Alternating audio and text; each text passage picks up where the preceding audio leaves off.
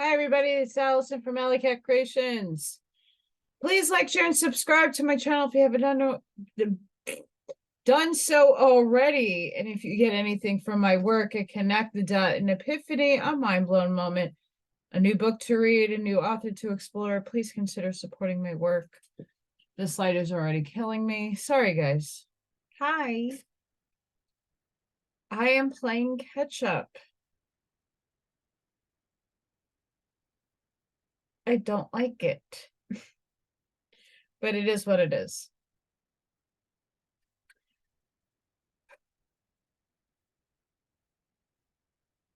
Holidays are coming.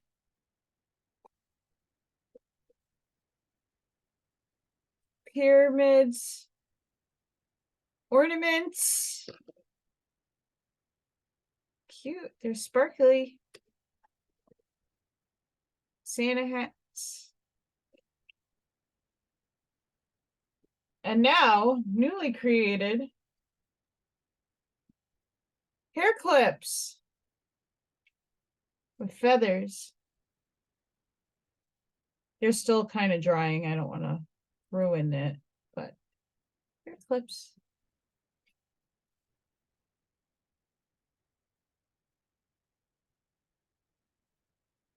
I make other types of hair clips as well. These are the claw ones. I have like clip-ins. But that's what I've been doing. Very busy. Making. I'm so excited. And I want to thank everybody who has supported my website, Allylatkereations211.com. Everybody has written some very lovely testimonies of the work that I've been doing. So thank you so much to everybody who's supporting me and my work, not just this reading, but keeping me fed and alive. Thank you. Today, I'm going back to Blavatsky because interestingly enough, her work kind of ties into what I was reading in Owaspy the other day.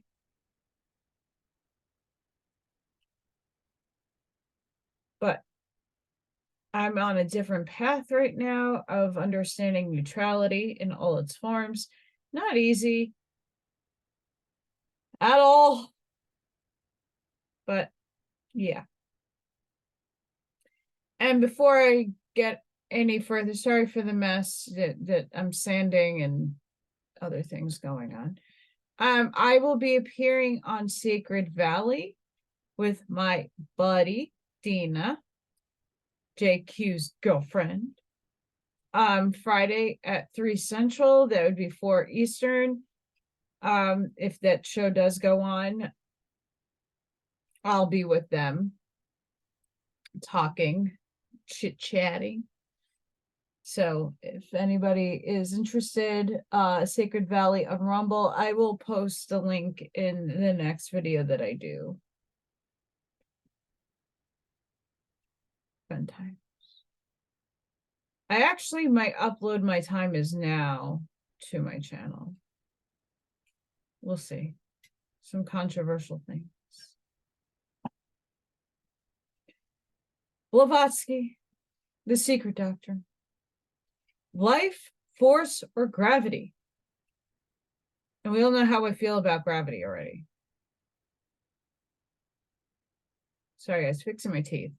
The improbable fluids have had their day. Mechanical forces are less talked about. Science has put on a new face for this last quarter of a century, but gravitation has remained, owing its life to new combinations after the old ones had nearly killed it. It may answer scientific hypothesis very well, but the question is whether it answers as well to truth and represents a fact in nature. Attraction by itself is not sufficient to explain merely planetary motion. How can it presume to explain the rotary motion in the infinitudes of space? Attraction alone will never fill all the gaps unless a special impulse is emitted for every sidereal body, and the rotation of every planet with its satellites is shown to be due to some one cause combined with attraction. And even then, says an astronomer, science would have to name that cause. Occultism has named it for ages, and so have all the ancient philosophers. But then all such beliefs are now proclaimed exploded superstitions. The extra-cosmic God has killed every possibility of belief in intra-cosmic intelligent forces. Yet who or what is the original pusher in that motion? When we have learned the cause unique speciale that pushes, we will be ready to combine it with the one which attracts, says Frankier. Sorry if I'm butchering his name. And again, attraction between the celestial bodies is only repulsion. It is the sun that drives them incessantly onward, for otherwise their motion would stop. If ever this theory of the sun force being the primal cause of all life on earth and motion in heaven is accepted, and if that other far bolder one of Herschel about certain organisms in the sun is accepted even as provisional hypothesis, then will our teachings be vindicated and esoteric allegory shown to have anticipated modern science by millions of years, probably, for these are the archaic teachings. Martanda, the sun, watches and threatens without abandoning the central position to which the mother, Aditi, regulated him, his 7 brothers, the planets. He pursues them, turning slowly around himself, and follows them from afar, moving in the same direction that they do on the path that encircles their houses, or the orbit. It is the sun fluids or emanations that impart all motion and awaken all into life in the solar system. It is the attraction and repulsion, but not as understood by modern physics and according to the law of gravity, but in harmony with the laws of manvarotic motion. Designed from the early Sadhya, the dawn of the rebuilding and higher reformation of the system. These laws are immutable, but the motion of all the bodies, which motion is diverse and alters with every minor kapla, is regulated by the movers, the intelligences within the cosmic soul. Are we so very wrong in believing all this? Well, here is a modern and a great man of science who, speaking of vital electricity, uses language far more akin to occultism than to modern materialistic thought. We refer to the skeptical reader to an article on the source of heat in the sun by Robert Hurt, FRS, in Popular Science Review, Volume 4, page 148. Who, speaking of the luminous envelope of the sun and its peculiar curdy appearance, says, quote, Argo proposed that this envelope should be called the photosphere, a name now generally adopted by the elder Herschel. The surface of this photosphere was compared to the mother of pearl. It resembles the ocean on tranquil summer day, when its surface is slightly crisped by a gentle breeze. Mr. Nesmith has discovered a more remarkable condition than any that had previously been suspected. Objects which are peculiarly, I'm not going to get that out, guys, lens-shaped, like willow leaves, different in size, not arranged in any order, crossing each other in all directions, with an irregular motion among themselves. They are seen approaching to and receding from each other, and sometimes assuming new angular positions, so that the appearance has been compared to a dense shoal of fish, which indeed they resemble in shape. The size of these objects gives a grand idea of the gigantic scale upon which physical operations are carried out in the sun, They cannot be less than 1,000 miles in length and from 200 to 300 miles in breadth. The most probable conjecture, which has been offered respecting those leaves or lens-like objects, is that the photosphere is an immense ocean of gaseous matter. What kind of matter?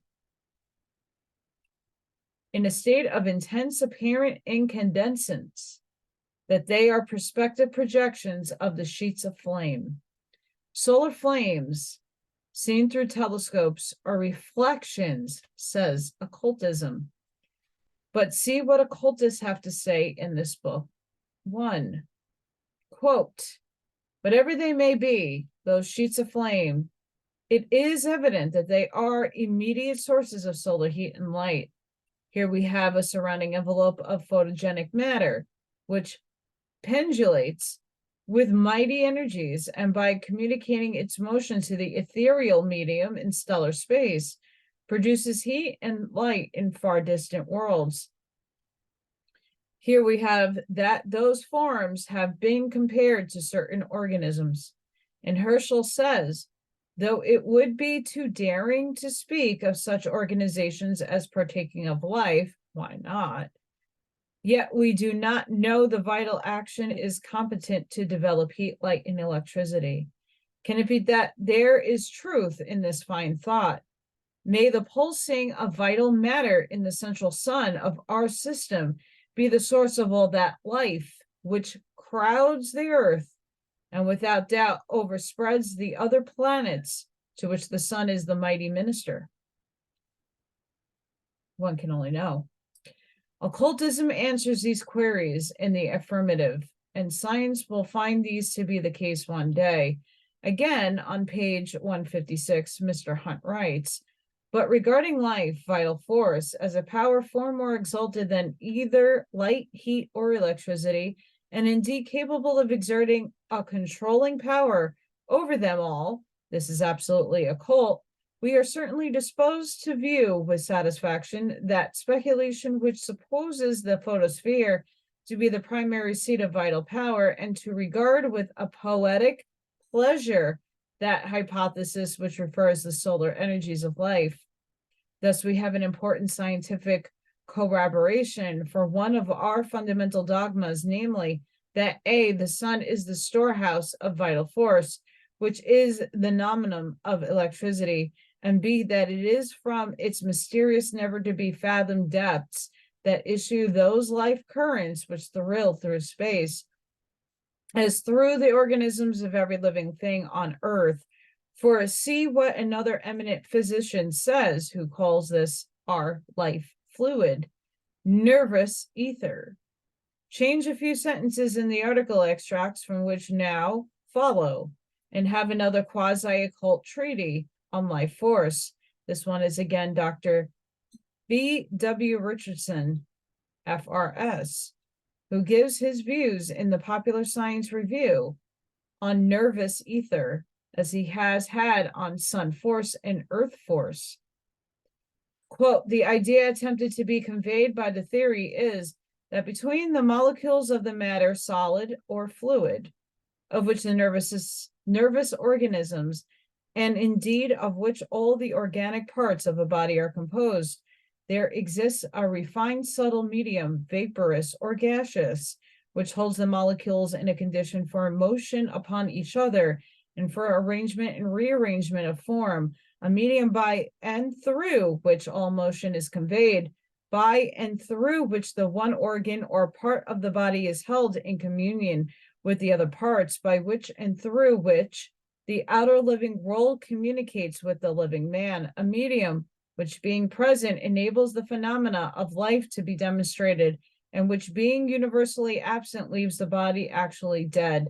And the whole solar system falls into Pralaya, the author might have added, but let us read further. I use the word ether in the general sense as meaning a very light, a vaporous or gaseous matter. I use it in short as the astronomer uses it when he speaks of the ether of space, by which he means a subtle but material medium. When I speak of nervous ether, I do not convey that the ether is existent in nervous structure only. I believe truly that it is a special part of the nervous organization, but as nerves pass into all structures that have capacities for movement and sensibilities, so the nervous ether passes into all parts. And as the nervous ether is, according to my view, a direct product from blood, so we may look upon it as part of the atmosphere of the blood. The evidence is in favor of the existence of an elastic medium pervading the nervous matter and capable of being influenced by simple pressure is all convincing. In nervous structure, there is unquestionably a true nervous fluid, as our predecessors taught. The precise chemical composition of the fluid is not yet well known. The physical characteristics of it have been little studied. Whether it moves in currents, we do not know. Whether it circulates, we do not know. Whether it is formed in the centers and passes from them to the nerves, or whether it is formed everywhere where blood enters, nerve, we do not know. The exact uses of the fluid, we do not consequently know. It occurs to the mind, however, that the venerable fluid of nervous matter is not of itself sufficient to act as a subtle medium that connects the outer with the inner universe of man and animal. I think, and this is the modification I suggest to the older theory. There must be another form of matter present during life, a matter which exists in the condition of vapor or gas, which pervades the whole nervous organism, surrounds as an enveloping atmosphere, each molecule of nervous structure, and is the medium of all motion communicated to and from the nervous centers. When it is once fairly presented to the mind that during life there is in the animal body a finely diffused form of matter, a vapor filling every part and even stored in some parts, a matter consistently renewed by the vital chemistry, a matter as easily disposed as the breath. After it has served its purpose, a new flood of light breaks on the intelligence. A new flood of light is certainly thrown on the wisdom of ancient and medieval occultism and its votaries. For Persilius wrote the same thing more than 300 years ago, namely in the 16th century, as follows. The whole of the microcosm is potentially contained in the liquor vital, a nerve fluid, in which is contained the nature, quality, character, and essence of beings. The archeus or liquor vital is all essence that is equally distributed in all parts of the human body. The spiritus vitae takes its origin from the spiritus mundi. Being an emanation of the latter, it contains the elements of all cosmic influences and is therefore the cause by which the action of the stars, cosmic forces, upon the invisible body of man, his vital Lankshara, may be explained. Had Dr. Richardson studied all the secret works of Persilius, he would not have been obliged to confess so often, "We do not know, it is not known to us," nor would he have ever pronounced the following sentence, recanting the best portions of his independent rediscovery, in which he says, "It may be urged that in this line of thought is included no more than the theory of the existence of ether supposed to pervade space. It may be said that this universal ether pervades all the organisms of the animal body as from without and as part of every organization. This view would be pantheism, physically discovered if it were true. It fails to be true because it would destroy the individuality of every individual sense. We fail to see it, and we know it is not so. Pantheism may be physically rediscovered. It was known, seen, and felt by the whole of antiquity. Pantheism manifests itself in the vast expanse of the starry heavens, in the breathing of the seas and the oceans, the quiver of life of the smallest blade of grass, Philosophy rejects one finite and imperfect God in the universe as the anthropomorphic deity of the monotheistic is represented by his followers. It repudiates in its name and Theosophia the grotesque idea that infinite,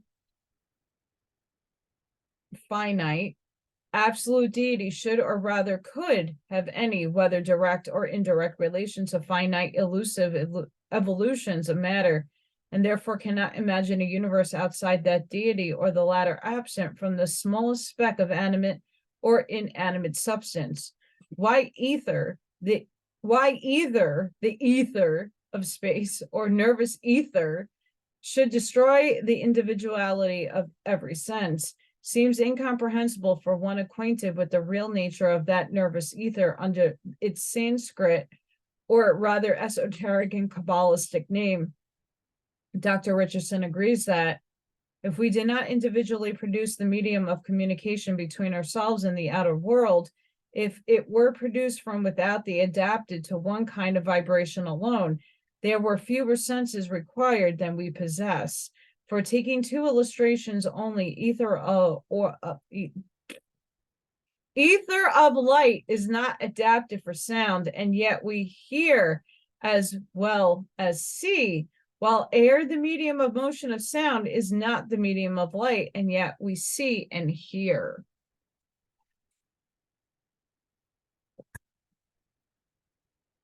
This is not so the opinion that pantheism fails to be true because it would destroy the individuality, every individual sense.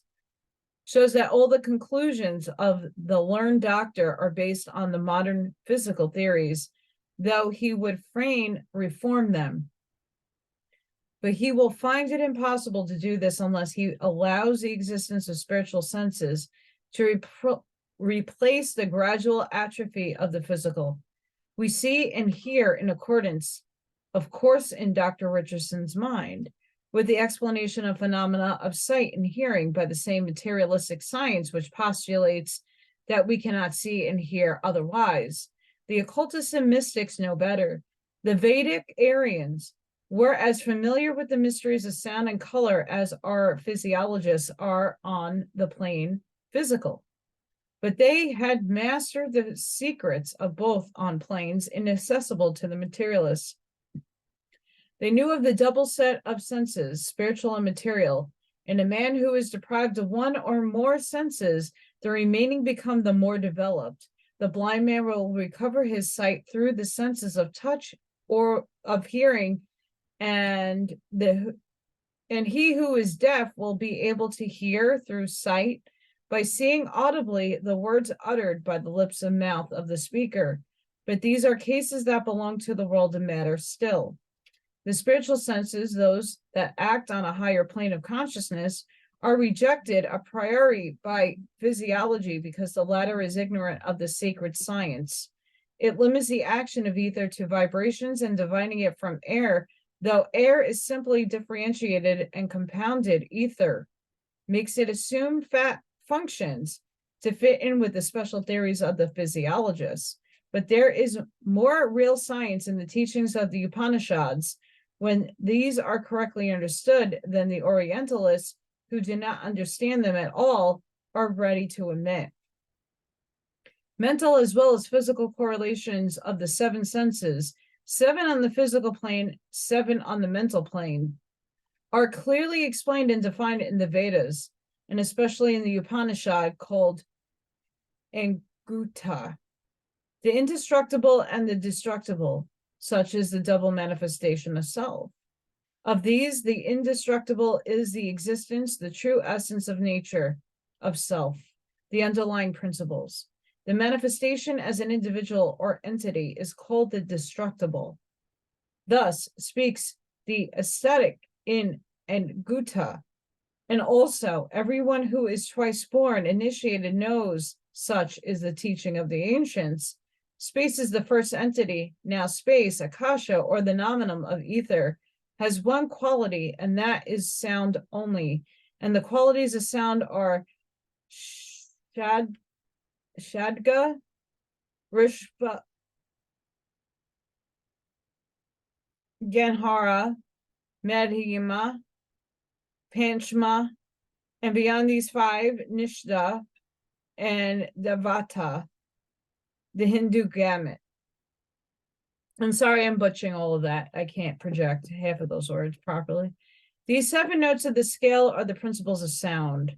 These qualities of every element as of every sense are secondary, and to judge and dogmatize on them from their manifestation, likewise sevenfold in itself, on the material or objective plane above it quite arbitrarily.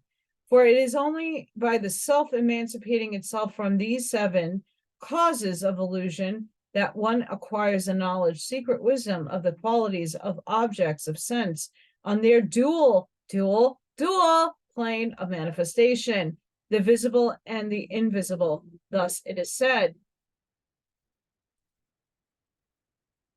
state this wonderful mystery, hear the assignment of the causes exhaustively, the nose, the tongue, the eye, and the skin, and the ear, as the 5th organ of senses.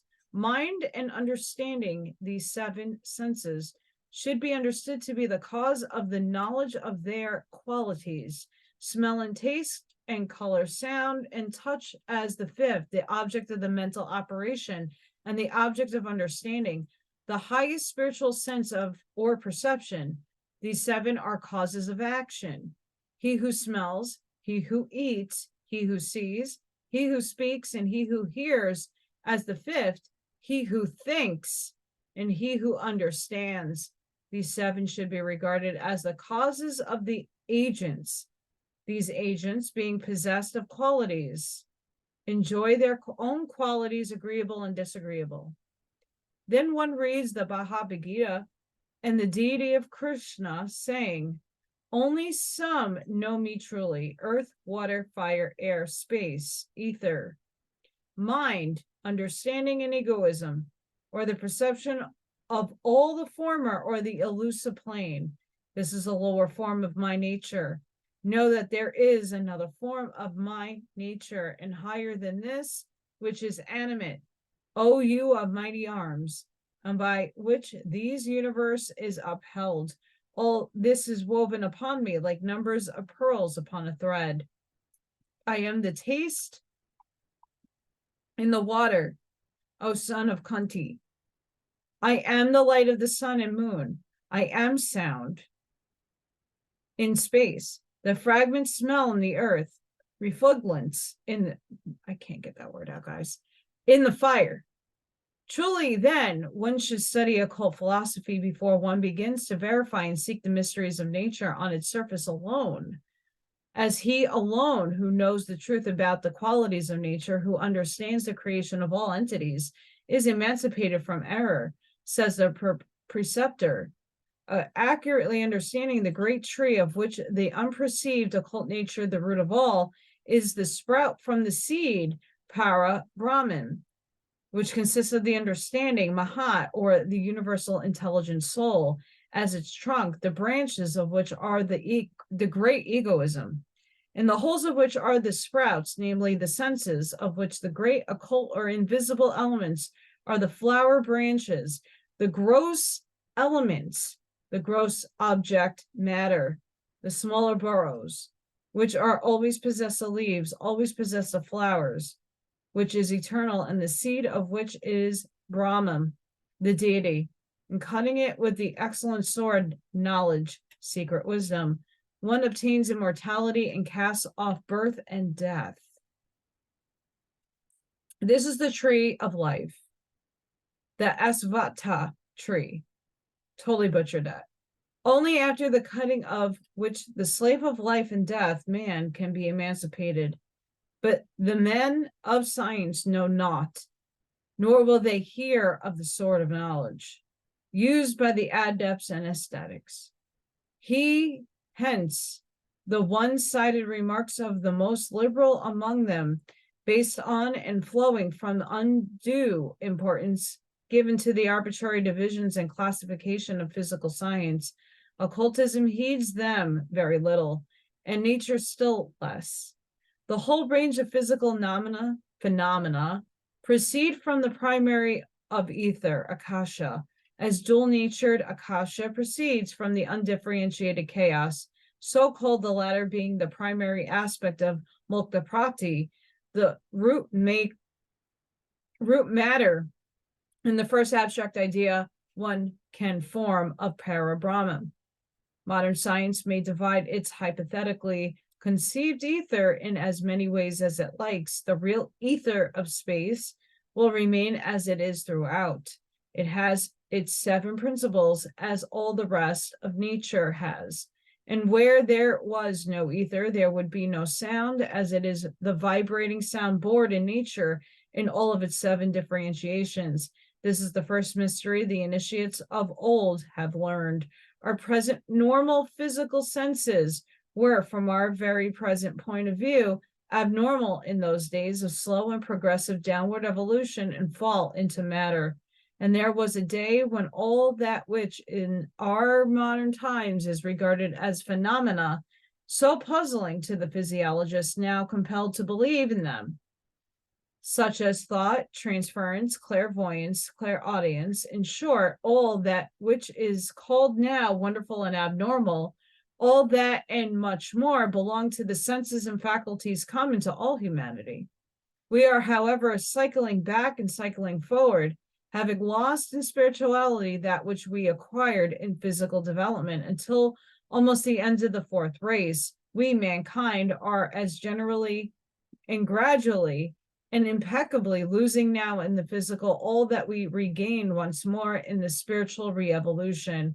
This process must go on until the period which will bring the 6th root race on a parallel line with the spirituality of the 2nd long extinct mankind. We're here! Hi! But this will hardly be understood at present. We must return to Dr. Richardson's hopeful, though somewhat incorrect hypothesis about nervous ether. Under the misleading translation of the word as space, kasha, it has just been shown in the ancient Hindu system as the firstborn of the one, having but one quality, sound, which is the sepentary. In esoteric language, this one is the father deity, and sound is synonymous with the logos, verbum, or the sun. Whether consciously or otherwise, it must be the latter, and Dr. Richardson, while preaching the occult doctrine, chooses the lowest form of sepentary nature of that sound and speculates upon it, adding, the theory I offer is that the nervous ether is an animal product. In different classes of animals, it may differ in physical quality as to be adapted to the special wants of the animal, but essentially it plays one part in all animals and produce in all in the same way. Herein lies the nucleus of error, leading to all the resultant mistaken views. This nervous ether is the lowest principle of the primordial essence, which is life. It is an animal vitality diffused in all nature and acting according to the conditions and finds for its activity. It is not an animal product, but the living animal, the living flower or plant are its products. The animal tissues only absorb it according to their more or less morbid or healthy state, as do physical materials and structures. And henceforward, from the moment of the birth of the entity, are regulated, strengthened, and fed by it. It descends in a larger supply to the vegetation in the sushuma, or sunray, which lights and feeds the moon, and it is through her beams that it pours its light upon and penetrates man and animal, more during their sleep and rest than when they are in full activity. Therefore, Dr. Richardson errs again in stating that the nervous ether is not, according to my idea of it in itself active, nor an excitant of animal motion in the sense of a force, but is essential as applying the conditions by which the motion is rendered possible. It is just the reverse. It is the conductor of all vibrations of heat, of light, of sound, and electrical action, of mechanical friction. It holds the nervous system throughout its perfect tension during the states of life. By exercise, it is disposed of, rather generated, and when demanded for, it is greater than the supply. Its deficiency is indicated by nervous collapse or exhaustion. It accumulates in the nervous centers during sleep, bringing them, if I may so speak, to their due tone and therewith raising the muscles to awakening and renewed life.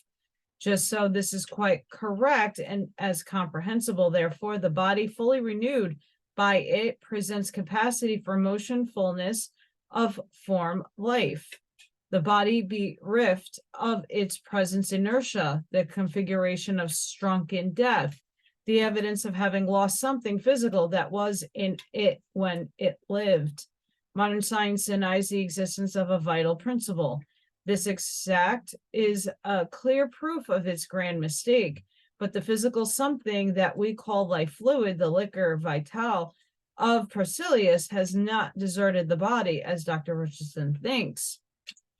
It has only changed its state from activity to passivity and become latent owing to the morbid state of the tissues on which it has no more hold. Once the rigor mortis absolute, the liquor vital will reawaken into action and being its work on the atoms chemically. Brahma Vishnu, the creator and the preserver of life, will have transformed himself into Shiva, the destroyer. Lastly, he writes on page 387, the nervous ether may be poisoned. It may, have diffused through it by simple gaseous diffusions, other gases or vapors derived from without. It may derive from within products of substances swallowed and ingested, or gases of decomposition produced during disease in the body itself. And the learned gentleman might have added on the same occult principle that the nervous ether on one person can be poisoned by the nervous ether of another person or his auric emanations. But see that what Berzelius said of nervous ether. The archeus is of the magnetic nature and attracts or repels another sympathetic or antipathetic forces belonging to the same plane.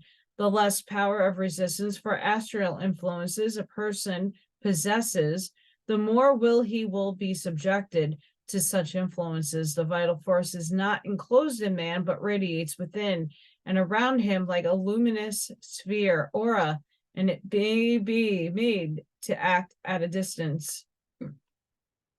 It may poison the essence of life, blood, and cause diseases, or it may purify it after it has been made impure and restored the health. That two archeus and nervous ether are identical and shown by the English scientist, who says that the tension of it generally may be too high or too low, that it may be so owing to local changes in the nervous matter it invests. Under sharp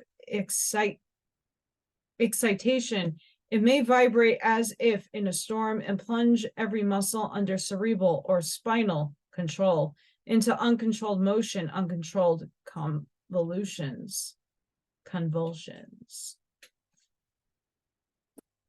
This is called nervous excitation, but no one except occultists knows the reason of such nervous perturbation or explains the primary causes of it. The principle of life may kill when too exuberant, as also when there is too little of it. But the principle on the manifested plane is but the effect and the result of the intelligent action of the host, collectively principled, the manifesting life and light. It is itself subordinate to and emanates from the ever invisible, eternal, and absolute one life in a descending and a reascending scale of hierarchic degrees, a true cemetery ladder with sound, or the logos at the upper end, and the vidyadharas, the inferior pitras, at the lower. Of course, the occultists are fully aware of the fact that the vitalist fallacy, so derived by Vogt and Huxley, is nevertheless still countenanced in very high scientific quarters, and therefore they are happy to feel that they do not stand alone. Thus, Professor de Quatrefages writes, sorry, I totally butchered that name. It is very true we do not know what life is, but no more do we know what the force is that set the stars in motion. Living beings are heavy and therefore subject to gravitation.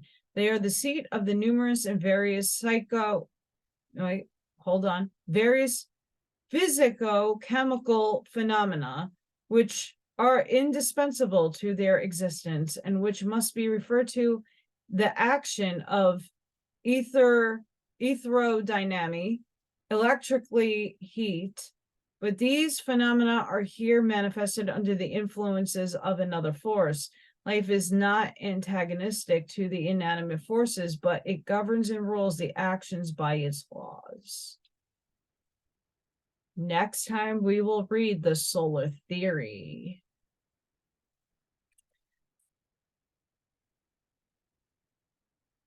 This is a good one.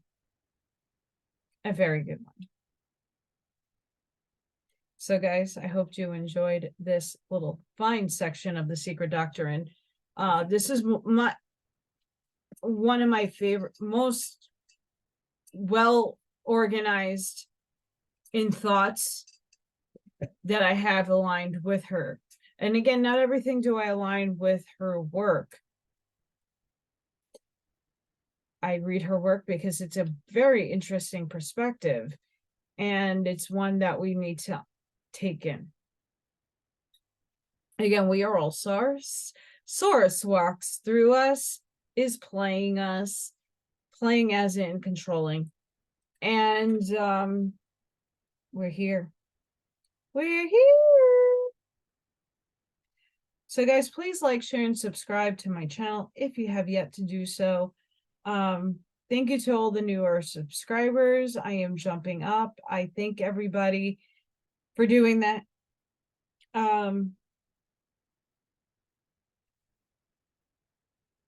If you would like to support my artwork, please email me. All that information is down below, but if you want to get a preview, I am going to update the website, I think, tonight.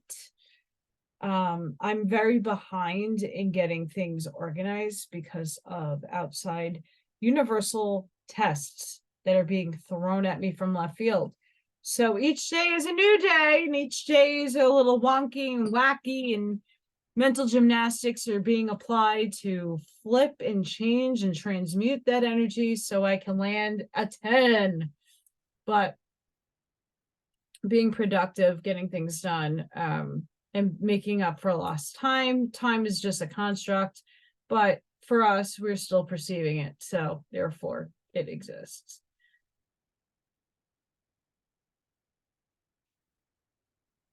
I hope everybody has a wonderful rest of your week. Please be safe, be seen. I'm sending each and every one of you light, love, compassion, grace, shielding, and protection. Please be safe, be seen. And I hope to see you guys on the next one, which is going to be even more fantastical, the solar theory. Till the next one, guys. Bye.